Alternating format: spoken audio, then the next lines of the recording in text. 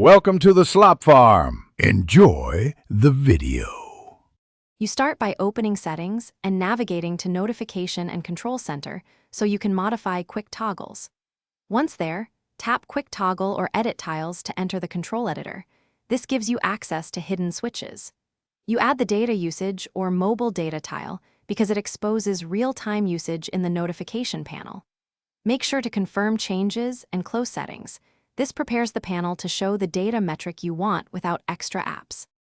Once done placing the tile editor, drag the data usage tile into the active tiles row so it appears when you pull down the notification shade.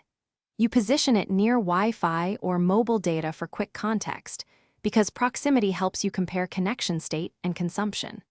After arranging, tap Save or Back Out to lock the layout, then pull down the notification panel to confirm the tile is visible and responsive. If it shows numbers, you're ready to monitor usage instantly.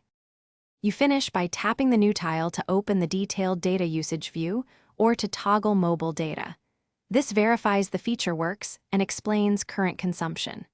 If the tile is missing or unresponsive, restart your phone first because a reboot often reloads system UI components. Make sure to check Realme UI updates or reset quick toggle settings if problems persist, since OS changes can move or rename tiles. Updating guarantees compatibility. Thanks for watching. Consider subscribing if we helped you today.